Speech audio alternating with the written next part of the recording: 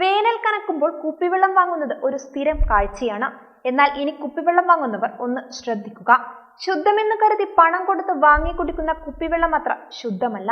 Plastic bottle സൂക്ഷിക്കുന്ന കുപ്പിവെള്ളം, ജ്യൂസുകൾ, കോളകൾ എന്നിവ കൂടുതൽ സമയം സൂര്യപ്രകാശം ഏൽക്കുന്നത് ഒരിക്കലും സുരക്ഷിതമല്ല. ഇതെല്ലാം വലിയ ആരോഗ്യ പ്രശ്നങ്ങളിലേക്കാണ് വഴി തെളിയിക്കുന്നത്. പ്ലാസ്റ്റിക് കുപ്പികളിൽ ലഭിക്കുന്ന പാനീയങ്ങൾ കുടിക്കുന്നത് ആളുകളിൽ ഏകദേശം 5 ഗ്രാം മൈക്രോ പ്ലാസ്റ്റിക് വരെ ശരീരത്തിൽ എത്തുന്നതെന്നാണ് കണ്ടെത്തൽ. അതിനാൽ സൂര്യപ്രകാശം ഏൽക്കുന്ന രീതിയിൽ കുപ്പിവെള്ള വിതരണം, വിൽപ്പന എന്നിവ നടത്തുന്നത് പ്രോത്സാഹിപ്പിക്കാതിരിക്കുക. സൂര്യപ്രകാശം ഏൽക്കുന്ന വിധം കുപ്പിവെള്ളം വിൽക്കുന്നത് ശ്രദ്ധയിൽപ്പെട്ടാൽ ഉടൻ പരാതിപ്പെടാം.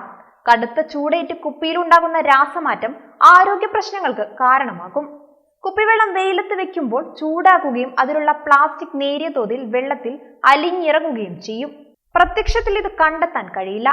വെള്ളത്തിലൂടെ രക്തത്തിൽ കലരുന്ന പ്ലാസ്റ്റിക് തുറന്ന് ഗുരുതര രോഗങ്ങൾക്ക് വഴിയൊരുക്കും.